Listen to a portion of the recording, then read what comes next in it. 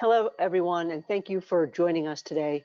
I'm Winnie Stackberg, the Executive Vice President for External Affairs here at the Center for American Progress, and I'll be moderating today's event.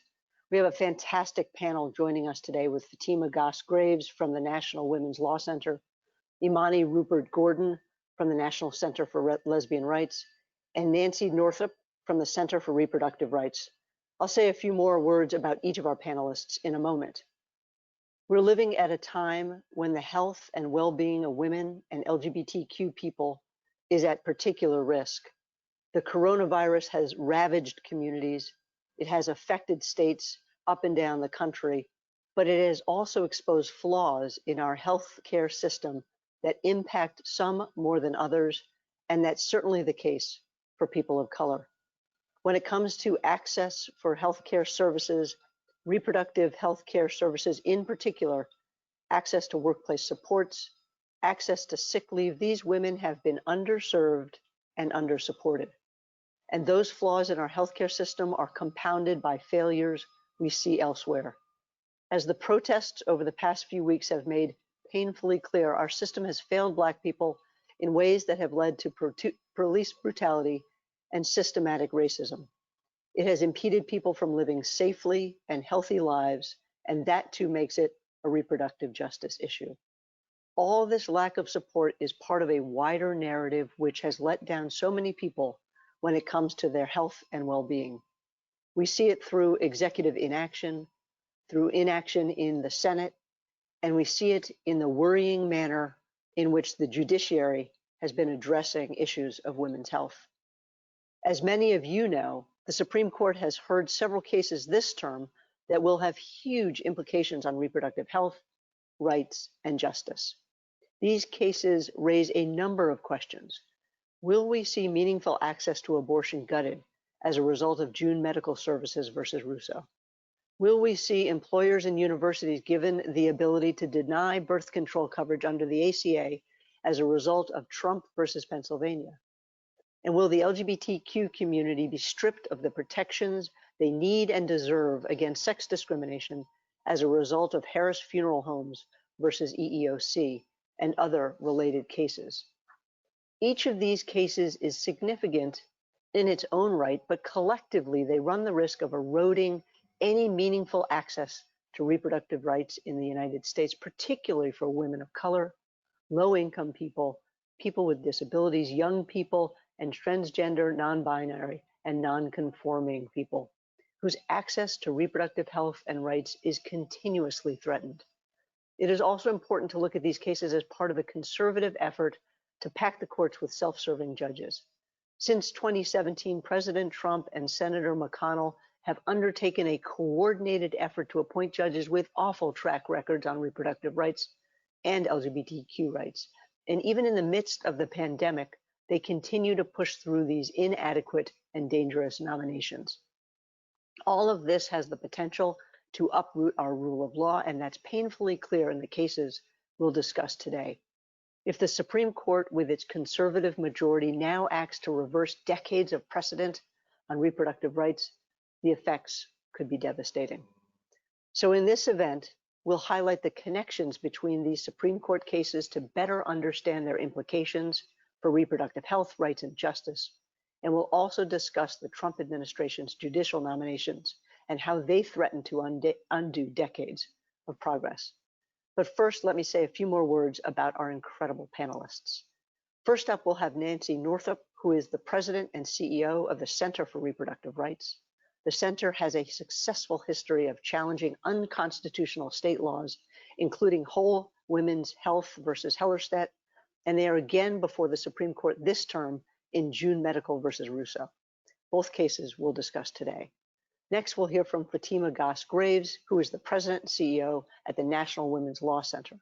The Law Center works across issues central to women's lives, including reproductive rights and workplace fairness. And relevant to the discussion today, they have played a key role in pushing back against efforts to gut the Affordable Care Act's birth control benefit. And our third panelist is Imani Rupert Gordon, Executive Director of the National Center for Lesbian Rights. NCLR has been a long-standing partner in the fight against discrimination and harassment in the workplace, particularly for LGBTQ people of color. and we will discuss these issues today. We welcome all of our panelists and our audience for joining us today. And if you have questions, please do join the conversation through the chat function. You will find that in your control panel. We'd love to hear from you and hear your questions. Please submit them using the questions tab on the side of the screen or on Twitter using @repro@SCOTUS. Thank you so much. And now I'm going to turn it over to Nancy. Nancy, can you tell us, there we go. Nancy, can you tell us about June Medical Services versus Russo? Can you tell us a little bit about the case and put it all in perspective? Yes, and good morning, and so glad to be here with Winnie, Fatima, and Amani. It is exciting to be discussing these cases together because they're all about fundamental equality. And in particular, if you don't have access to reproductive health care as a person who can be pregnant, then you fundamentally don't have equality to control your life, your future. And this case, unfortunately, June Medical Services versus Russo, is the same issue that was already litigated and won about abortion access 4 years ago in a case called Whole Women's Health versus Hellerstedt. And what is at issue in that case 4 years ago, and I'm going back to that just so we can understand that this really is the same case, is whether or not Texas in that case had established two different laws, but the one that's the same here is a law that required doctors to have admitting privileges at local hospitals. And it is a law that was designed to close down clinics because abortion care is an outpatient service. It's not usually done in hospitals, and hospitals don't give admitting privileges to people who don't practice in them. But also, there's just blatant discrimination against abortion providers in terms of hospitals giving them admitting privileges. The Supreme Court looked at this issue and it said there is no medical basis for this law, that it will harm women because it was going to close half the clinics in the state of Texas, and therefore it's unconstitutional, and it was struck down.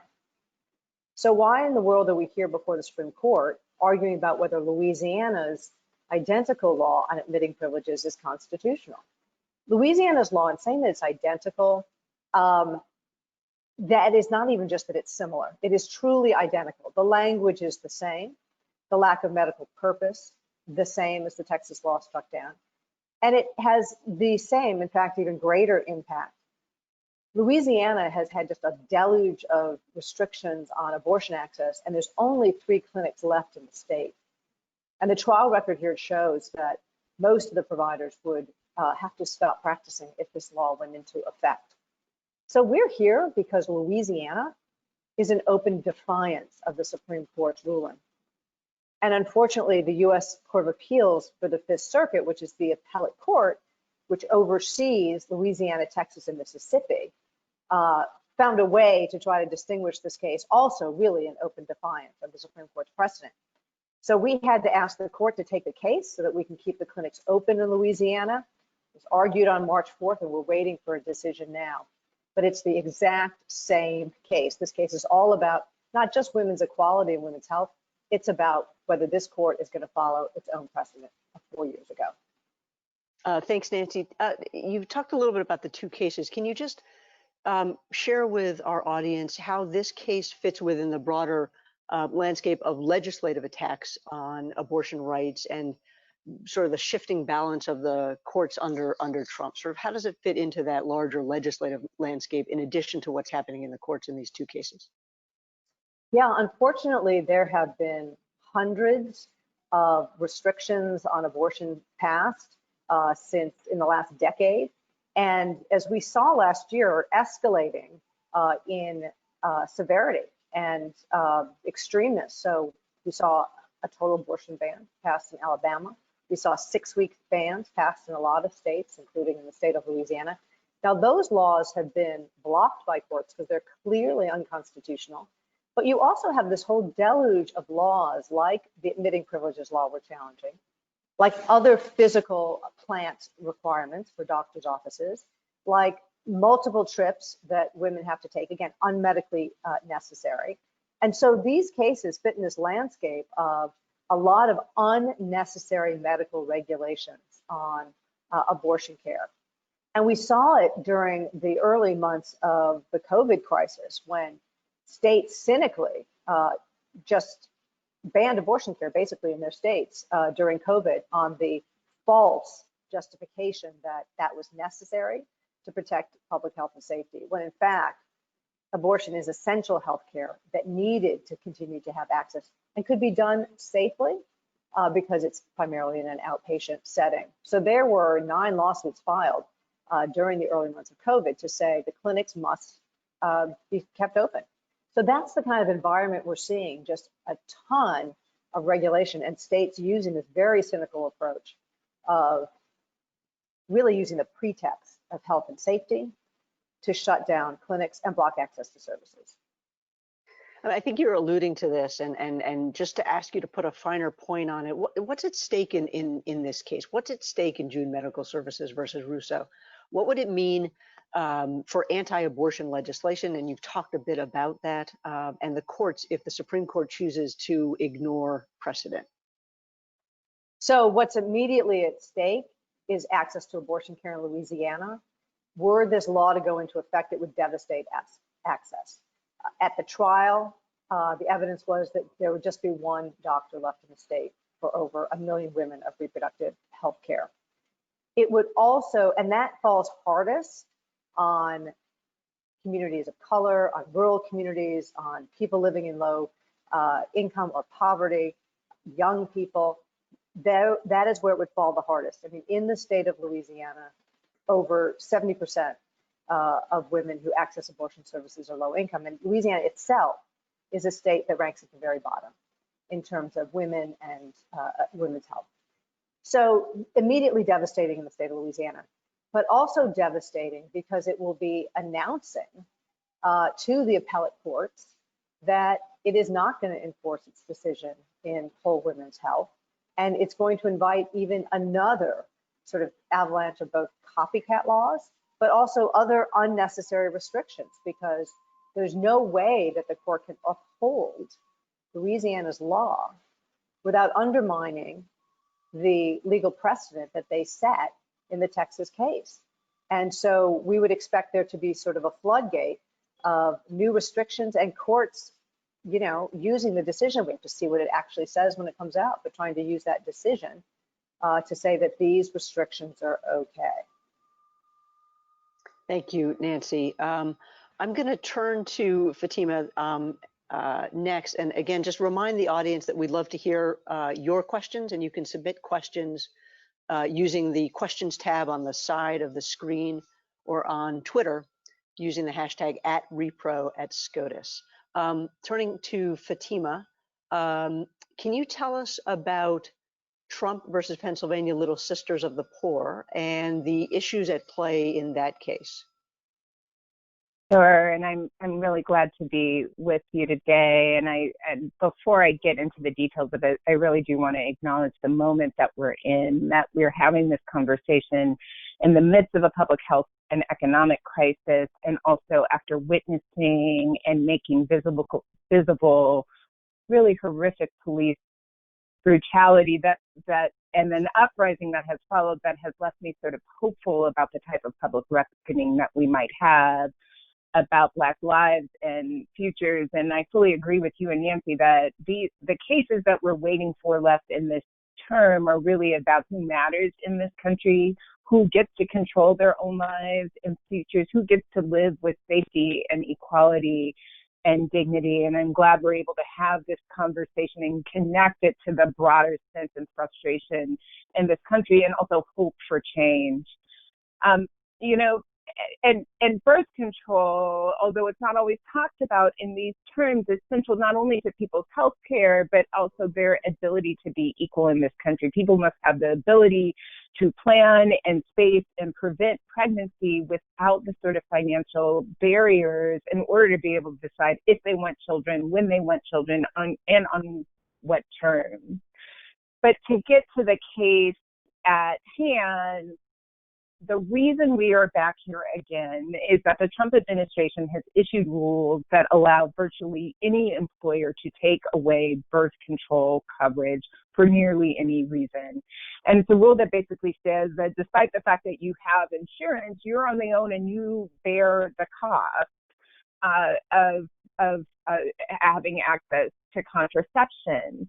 And that rule goes against a key protection of the Affordable Care Act. One of the Affordable Care Act's requirements was that insurance plans must cover all FDA-approved methods of birth control without out-of-pocket costs. And the reason that this requirement existed in the first place is because without it, we know that even in an effort to make all care focus on prevention, that there would be an effort to leave out the sort of care that typically women needed. We have a long history of seeing what that looks like before the Affordable Care Act. And what we know is that birth control costs can be insurmountable for many individuals, especially those in low-wage jobs. And what we also know is that this birth control requirement has been a dramatic game changer. 61.4 million women have insurance coverage of birth control and can actually determine the best method for them without actually having to worry about the cost, so that the decisions around birth control are determined by them and their health providers and not by their boss, by employers, or by the Trump administration, who has a broader agenda to restrict access to reproductive health care. So we're in a situation where some employers have objected to birth control, and the Trump administration came into the office, met that objection, and expanded it, and issue rules that basically allow employers to declare themselves exempt from these requirements for either religious reasons or for moral reasons that they articulate. So we believe these rules are illegal. They go against precisely what Congress was trying to do when it passed the Affordable Care Act. And if they go into effect, they will be extraordinarily harmful. And it will be individuals, largely those who basically cannot afford to have one more extra cost in this moment, who will pay the price for this. And it will be yet again the Trump administration abandoning women and getting its way. Fatima, thank you. How does this case fit into the Trump administration's use more broadly of the regulatory process to undermine reproductive rights? It's certainly something that the Law Center has spent a lot of time, sadly, working on in partnership with a number of other organizations, colleagues on this call, the Center for American Progress and others. But how does this case fit into that sort of broader regulatory attack that we're seeing from the Trump administration? I mean, we have seen again and again the Trump administration using its rulemaking authority to undermine reproductive health care. And unfortunately, organizations like the National Women's Law Center and Center for Reproductive Rights have again and again had to use our resources to challenge these rules. So we have this rule, but we have so many more rules. We are waiting for a final rule from this administration to come out any day on their healthcare rights part of the Affordable Care Act, Section 1557, which bans sex discrimination in healthcare. The Trump administration is working to gut that particular rule. We have had to challenge the rules that they have put out again and again around religious refusals. And again, the Trump administration has not only put out a rule that is harmful, it has gone beyond anything that you could imagine. They've also issued policies that deny young immigrants the ability to obtain abortion. They have even, in other spaces that not always people think about around reproductive health care, but certainly are part of a broader reproductive justice agenda, we've seen this administration roll back regulations on Title IX, on housing and food support, on a meaningfully discriminatory public charge rule. So we are having to marshal our resources again and again around their efforts to make it harder to access the care that we need, and that on their face, the rules discriminate based on sex. And all of that, the irony about what they have done here with the attack on the Affordable Care Act birth control benefit is at the same time they have restructured and attacked the Title X family planning program, or they have been working their hardest to force clinics to close. So this is a broader scheme to attack reproductive rights, but it's also a broader scheme to attack sex, to attack women's ability to sort of live and work and go to school and be with safety and dignity and equality in this country.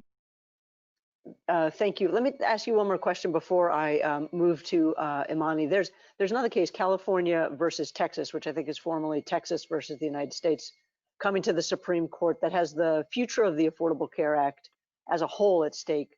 Can you just share a little bit about how we got there and how this case might access women in terms of their access to healthcare?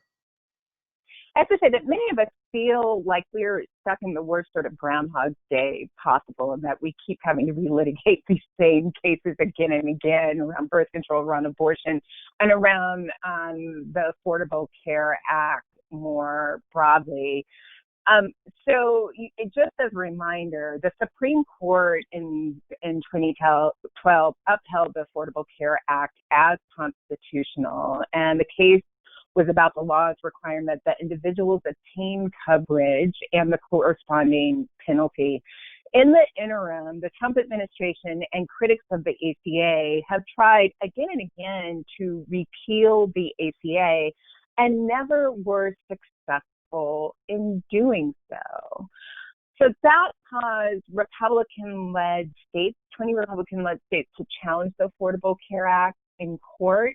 This time, they are arguing that the requirements to have coverage are no longer constitutional under Congress's taxing power, because the financial penalty after the Trump tax law went through is now zero.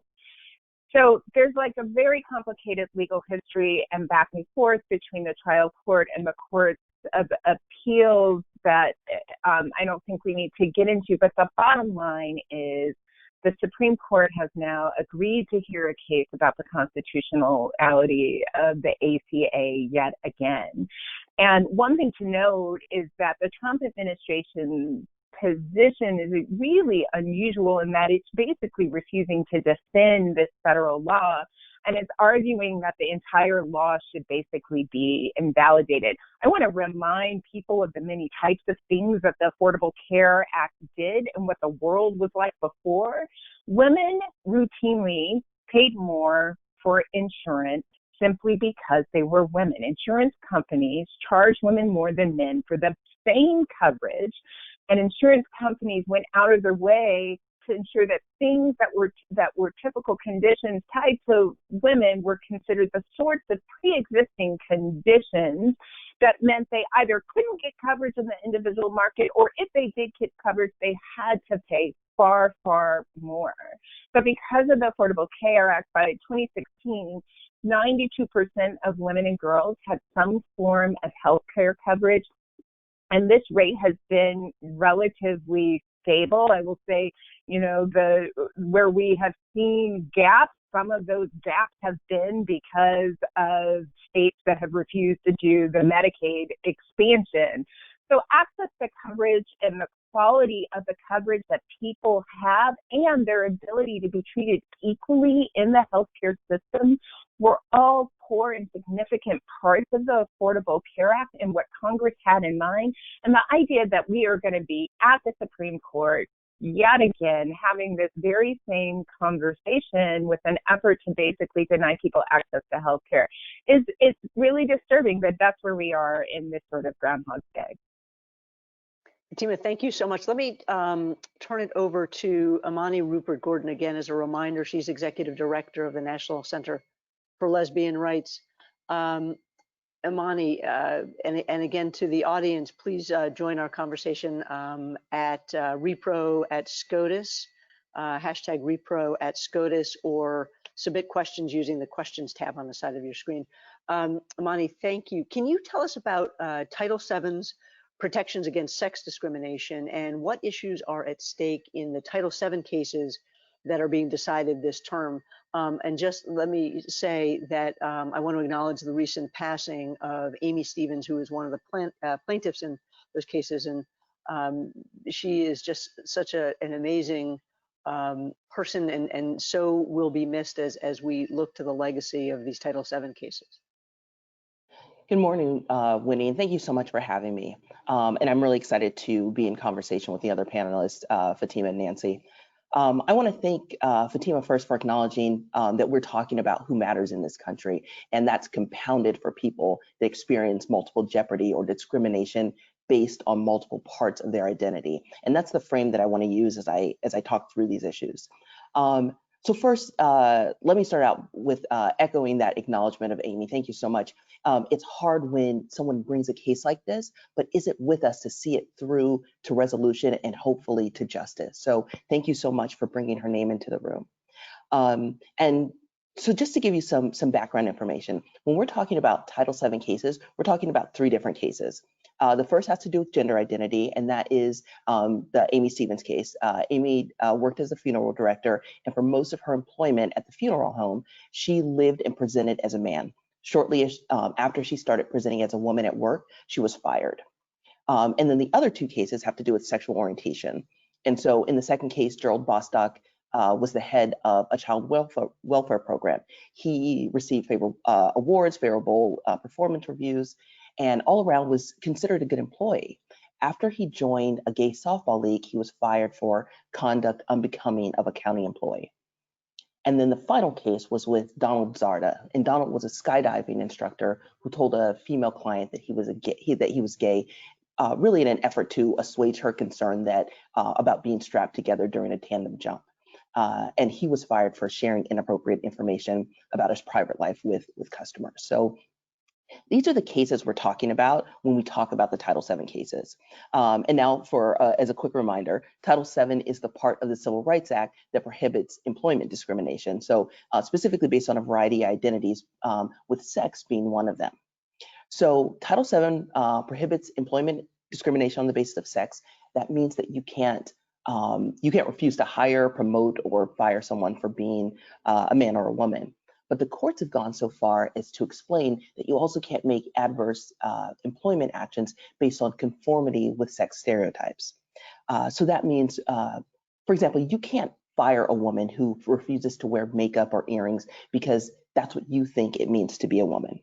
So there's a common sense argument that you might think would protect employees based on sexual orientation, gender identity, because you literally can't talk about either without acknowledging someone's sex.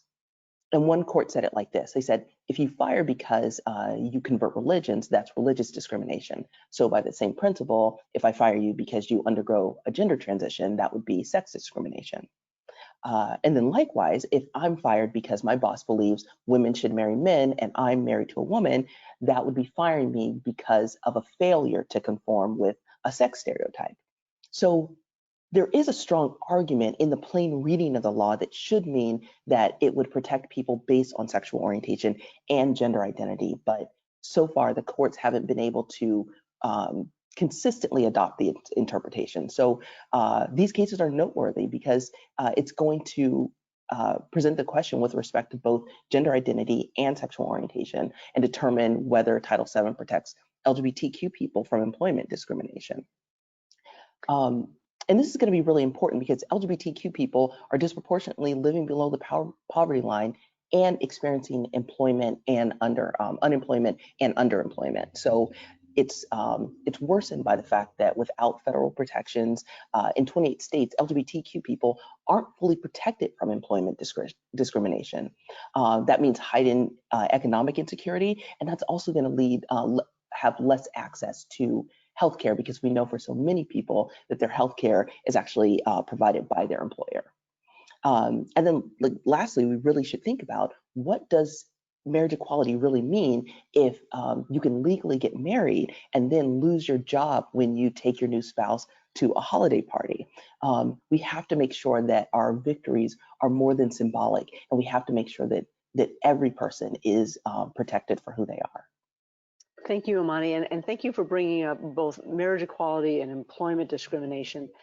Can you explain one of the things that is so wonderful about having you three on this panel is that they're discrete cases that we're talking about, but they really are linked together. So can you explain why sort of these cases, which are about employment discrimination, could also impact reproductive rights? Because I think that's such an integral part of the discussion and often missed by the audience. Thank you so much. I think that is really important. So first, I want to mention that if we are talking about implicating people's access to reproductive justice, like the nexus there is going to be pretty obvious, because no one should have to force between their sexual orientation or their gender identity and the right to make a living wage so they can provide for themselves and for their family. But there are also a couple of ways this impacts access to reproductive health care. So first is that most people receive their health care through their jobs, like I said before. And so if we make it easier to fire or refuse to hire LGBTQ people, then it's also going to make it harder for this community to hold on to their health care, including reproductive health care, through their employers. And I want to note that this is especially true for abortion care. Because of the Hyde Amendment, it's still not possible for folks who rely on public funding for healthcare, like Medicaid, to access abortion. So if LGBTQ folks are more likely to lose employer-sponsored healthcare, it makes these services less available to them and less accessible to them as well. But it also has these broader implications. And this is because Title VII has a lot of case law. And so whenever new issues come up, they might not be addressed in the housing or educational context, but they will often have been addressed in employment. So if Title VII is often relied upon in other contexts, courts are going to look to these cases to help determine what is because of sex elsewhere, because in Title, including in Title IX, because including Title IX, or like the non-discrimination provision of the Affordable Care Act. When the Affordable Care Act was written, it prohibited discrimination in health programs and activities based on sex. And the Obama administration later clarified that that included gender identity, pregnancy, childbirth, and some other related medical conditions. The Trump administration has vowed to roll back these protections. And if a case is brought to challenge this, the courts will use these Title VII cases to determine whether the provision bans discrimination based on sexual orientation and gender identity. So this interpretation is going to be really important, and likely it will be used to determine protections in these other situations as well. Mute myself. Thank you, Imani. Yes. Thank you so much. Let me just ask you one question before I bring the rest of our panel back up. The Supreme Court also heard cases this term on the ministerial exemption to employment discrimination laws, and that exempts religious institutions from enforcement of federal anti-discrimination laws. What would be the impact of a decision that expands who counts as a minister for the purposes of this exemption? I mean, could this decision allow for widespread discrimination based on race, gender, sexual orientation, gender identity, and reproductive history? Yeah, that's a really good question, and it's something we are definitely concerned about. The ministerial exemption was meant to ensure that government couldn't tell a religious institution who they could designate as their clergy, but it wasn't intended to give all employers with a religious affiliation the right to get out of adhering to employment discrimination laws. And that's what we want to be careful about. The rationale for the exemption starts to fall apart when an employee's role becomes more secular or non-religious than it is religious. And this is alarming because the exemption does allow the institution to discriminate. So we should be really cautious when making sure that the exemption is reserved really for true members of the clergy. it's one thing if we're talking about like a religious school, a divinity teacher at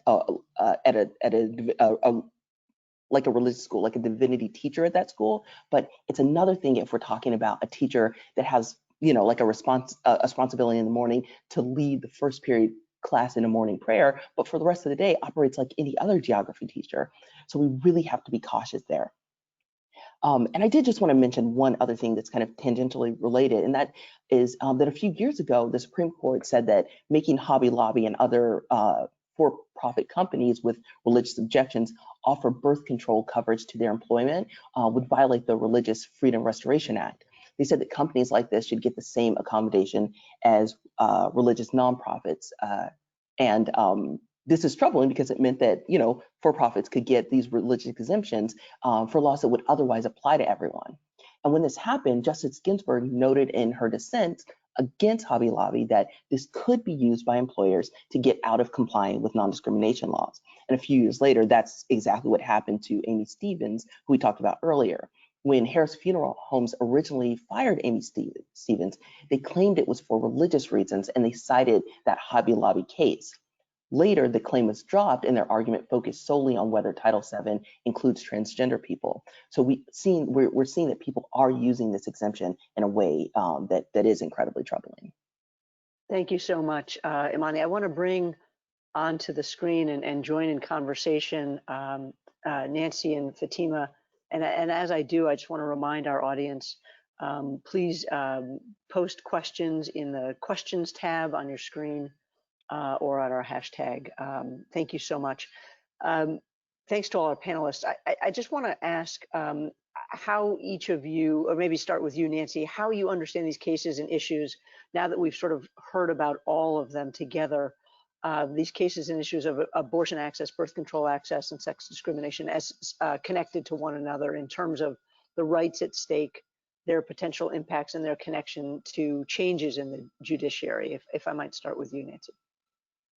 So I think the connection is one that Imani and Fatima both already spoke to, which is the fact that they're about the fundamental dignity and equality of all people and how the courts interpret that.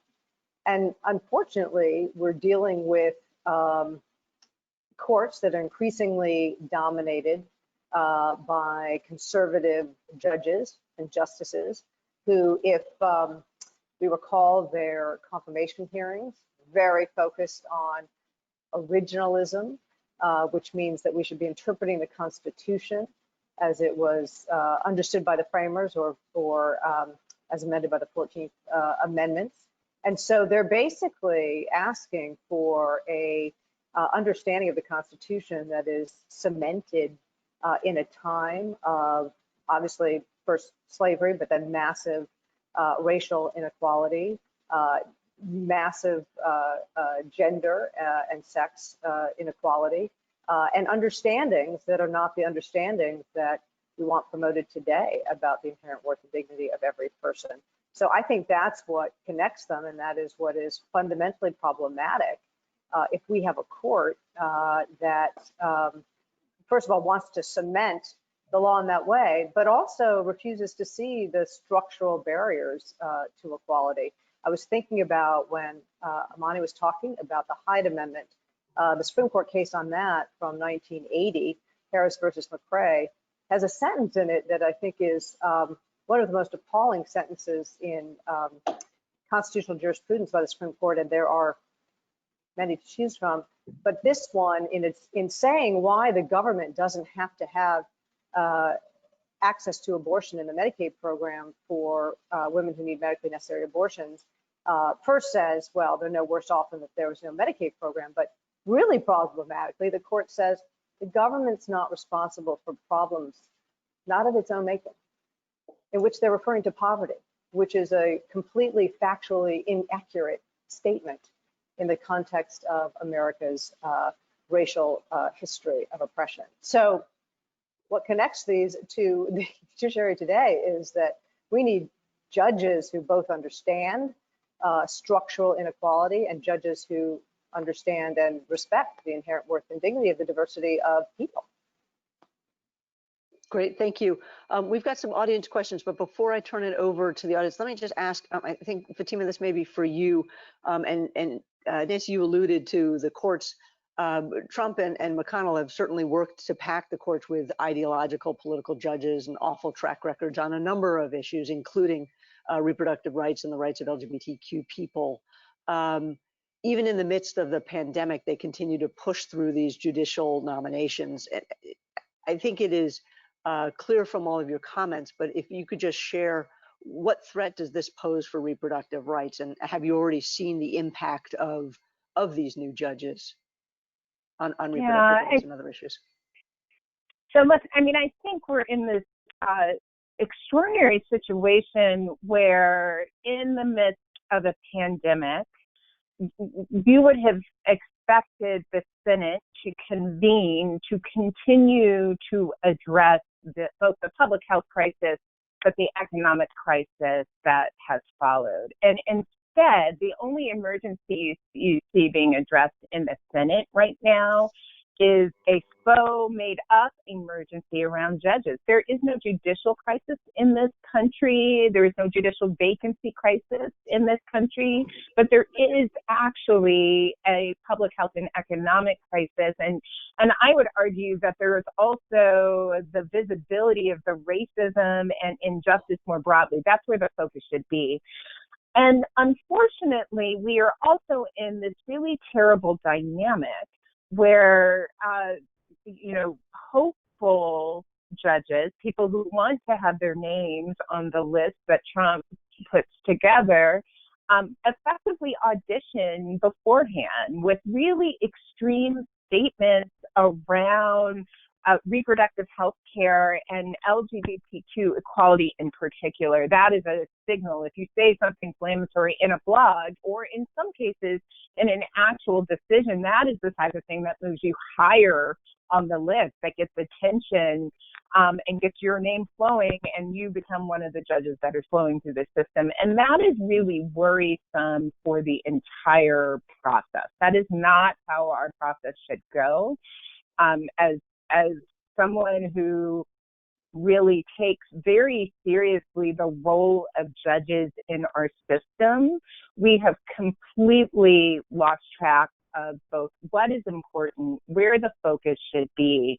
And right now, the Senate should be prioritizing addressing the public health crisis, the economic crisis, and the intersecting injustices of racism and the pandemic in this country. So it is made all the more appalling by this effort to stack the court right now. And I will just add one last thing that, just one example, although there are many, is the recent Fifth Circuit decision banning abortion in Texas during the pandemic. Judge Kyle Duncan was on that panel and behind that decision. And many of us highlighted and elevated his record in advance of him ever being confirmed to that post. And what you see is that we are not being extremists here in highlighting these very clear records. These are things that actually really matter in terms of the rule of law. Thank you so much. We've got a question from our audience directed at Nancy. And thank you for those audience questions. Can you talk a little bit, Nancy, about the third-party standing challenge in June Medical Services versus Russo? Third-party standing challenge. Yes, and thank you to our audience member who raised that. There are two issues in the case. The second one is one that the state of Louisiana sought review on, and that is they are claiming that abortion providers, doctors, and clinics cannot vindicate the rights of their patients in court cases. It has been the law for almost 50 years that doctors and clinics are well suited to raise the rights of their patients in constitutional litigation in federal court. And it's not just in the area of abortion access. This, what's called third-party standing. Standing in the law means that you're able to bring a case, that you have ability to be a plaintiff in a case, since we all aren't allowed to just go into court and complain about things that we may find unjust. And so it was shocking that the court took Louisiana's claim that 5 years into this litigation, I mean, we also have issues around the fact that in the court process, you're supposed to raise things in the district court, and you're supposed to raise things like this early in litigation so they can be resolved by the judges and not go through 5 years and then throw it at us. We get this report. So it was shocking that they took the issue. It was one that Justice Thomas kind of threw down the gauntlet on in his dissent in the whole women's health case. So if they were to, it would be disregarding, as I said, almost 50 years of Supreme Court established law for them to rule that our clients cannot bring these cases on behalf of patients.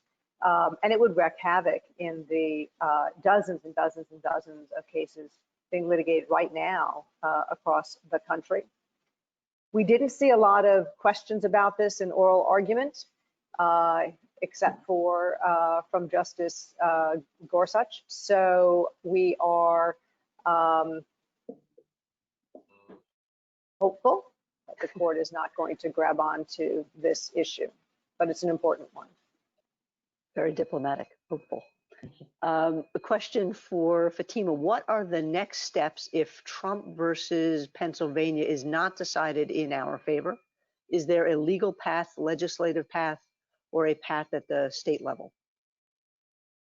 Well, part of it would depend on precisely what the decision said. But what I will tell you is that the energy and support around access to contraception is clear. It is supported across this country. It is supported no matter the political party. It is supported in a way that in numbers of that are extraordinary, in part because most women at some point in their lifetime have used contraception, and no one sees this issue as truly controversial. And so, I just want to tell people this is the fourth case that we have dealt with at the court. And each time, people have thought, okay, maybe it had been resolved, and it hadn't been.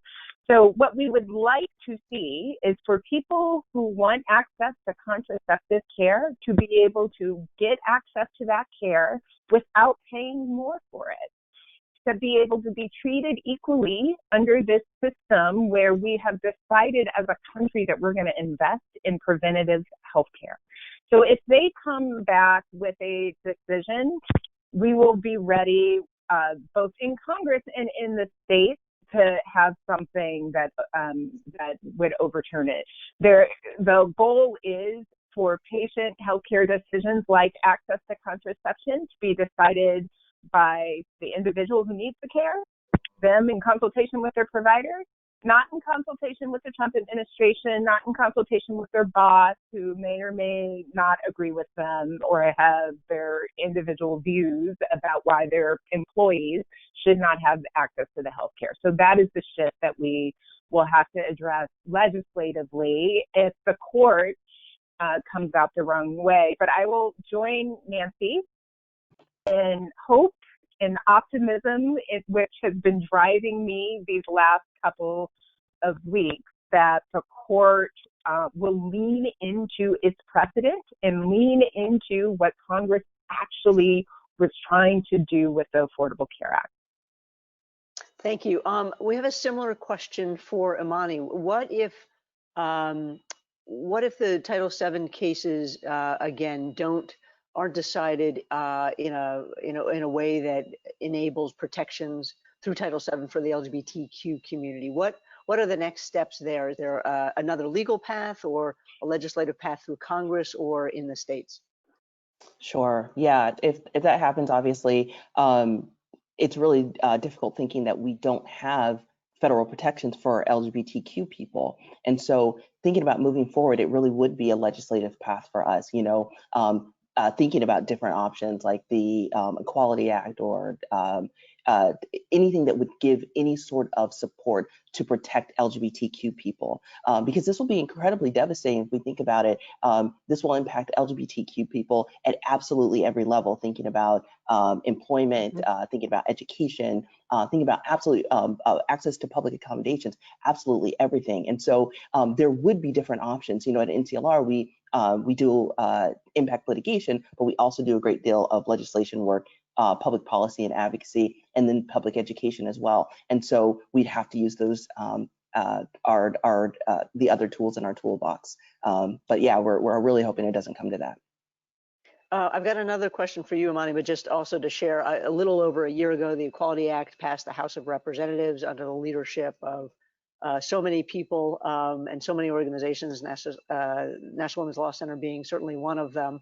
But Speaker Pelosi, it was certainly a priority of hers. It was a bipartisan bill. It's a bipartisan bill in the Senate. And as you mentioned, Imani, that would be the pivot for sure, is to move the Equality Act. I have another question for you, Imani. The coronavirus pandemic and protests around police brutality have called to attention the systematic inequality that is deeply entrenched in the nation. As you all mentioned, this includes access to healthcare and reproductive health, particularly for Black women. Each of these decisions could exacerbate the inequalities in reproductive rights that we see today. What other action can we take to these inequalities regardless of the court's decisions? Sure. So, you know, we really have to start looking at people that are experiencing oppression at multiple levels. And that's what we're talking about here. And so one thing that we can look at is the type of data that we are collecting. Are we collecting data for LGBTQ folks? We know that that people that are from underrepresented identities are being intensely negatively impacted by the coronavirus. And those are exacerbated by not collecting data, so we're not sure how to move forward. But also by folks with low incomes, folks that are unemployed and underemployed, obviously. This is affecting everyone at different levels. And so any sort of social supports that we can provide would obviously be something that's helpful in this time. So we're concentrating on the ways that law enforcement works, but we also know that this has larger ramifications for not just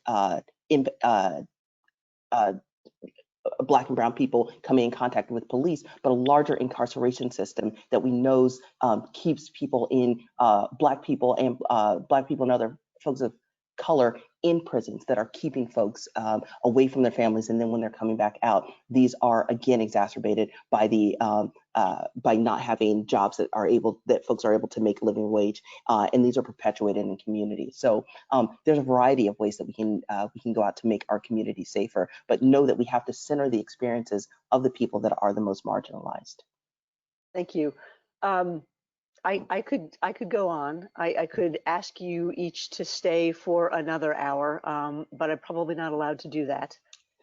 So in our remaining couple of minutes here, maybe what I'll do is just ask each of you, sort of as you close in a minute or so, where do we go from here? I mean, what sort of, given what you've shared, given the connections of these cases, given the fact that they're all coming down, that this will be a busy, potentially frenetic rest of June.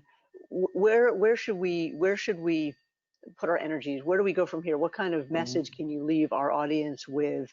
I too, like I think each of you, is an optimist. So I want to walk away with some hope. But how can you sort of sum up where you think we are in these cases and where we go from here? I could pick one of you to start, or none of you is shy, so maybe I'll just ask you to jump in and close. I'll jump in because I'm not shy. And I will just say that, you know, for the last, I can't even count the number of years, every June, many of us have waited with bated breath for decisions that affect the lives of our communities in really meaningful ways, but also decisions that send signals around who matters in this country. And when I think about these cases that around access to abortion, around access to contraception, around LGBTQ equality, and I will add whether or not we're recognizing sex stereotyping as a principle going forward, it is asking big and fundamental questions about who gets to be and live in this country. And so what I will say is that what makes me hopeful is that we will either be in a situation where there is clearly rule of law that is followed and controlled, and that will give a boost to our movement to launch forward and continue the really, really difficult work that Imani outlined that we have to do to make sure that people actually can live and be in this country with equality and dignity. Or there will be difficult work to do to change and further the law, and I would argue to really galvanize this country around the shift in our judicial landscape more broadly, so that we have the legal tools behind us to actually match the movement right now. So I stay hopeful because either way, I know we will be on the right path. And I am shy, but I will jump in next. And I think that was a great reminder, Fatima, about, yes, we wait in these Junes for these cases, and sometimes, a case comes down like Lawrence versus Texas that, brings tears to your eyes. And then sometimes there are cases that are just horrendous. I mentioned Harris versus McRae back from 1980 that are just wrong and embed themselves for a long time. But I think the important thing to remember, we talked about the different legislative solutions, which there also is for abortion access with the Women's Health Protection Act, but also beyond that. I mean, there is always another road.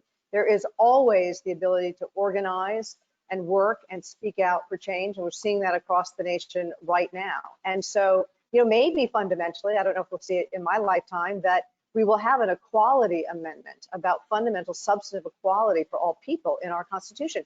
And maybe if we get horrendous decisions, we need to pivot and begin to work for that.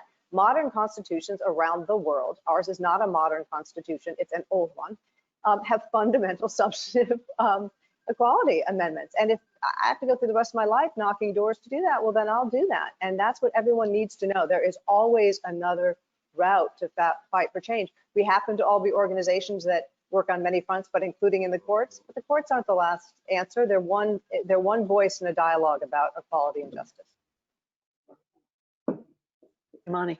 Yeah, I just want to echo what my two panelists have said. But honestly, it is important that we get out here and we do, we go and vote for and elect people that understand the importance of reproductive health, reproductive rights, reproductive justice, and enact policies that support people from our communities, people that will appoint judges that will respect these fundamental rights. But something else that I want to acknowledge is storytelling, and that's something that's really powerful. LGBTQ people coming out and showing people who we are was absolutely critical in advancing our rights legally. And abortion storytelling is becoming a more visible part of the Repro movement.